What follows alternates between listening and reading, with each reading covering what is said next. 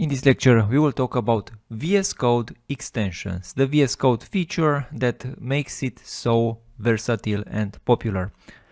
Well, we already installed an extension inside this course. Well, if you didn't, you can simply search for any extension you like. This view has a search bar here on the top. For example, you can search for Python. Maybe you want to use VS Code for Python. It is becoming more and more popular for Python. For example, I can search for Python and I can see this Python extension. Very important, before installing an extension, you should look at who is publishing this extension. This is an official VS Code extension made by Microsoft themselves, and as you can see, it is very popular. I guess it's the most popular extension for VS Code. It has good ratings, and on this preview screen you will see all the information you need in order to properly use this extension. I can install it, so I will install this extension. It will take a few moments.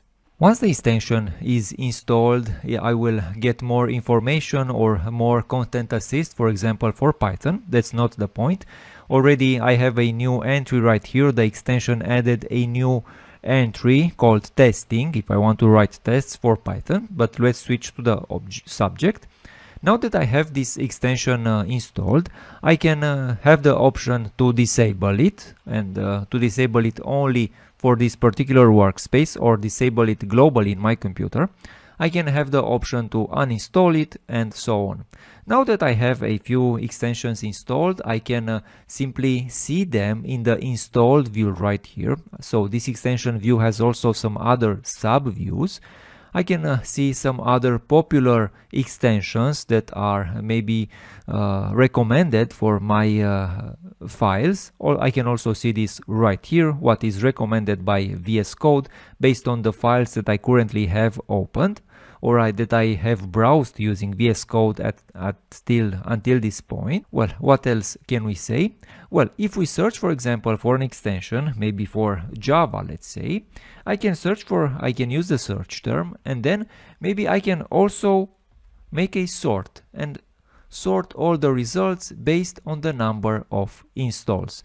And as you can see, these are not very relative, but I can see the exact point in which the versions or the extensions were installed. You can see the one, maybe for the debugger, is the most popular one, but in the case for Java, for example, and other programming languages, we have an extension that is let's say an extension pack, because it contains multiple extensions into one, packed together into one big extension. Just as an example, again, with time you will see how you can handle your own extensions. And just as a last warning, sometimes some extensions can make your VS Code installation work a little slow. Some extensions don't work very well with other extensions. You know, this can also be the case. So be careful when installing extensions. Always make sure that you don't have too much extensions installed for your VS Code. From time to time, if you don't use extensions, you can simply disable them or uninstall them, and when you will need them again, you can simply install them again.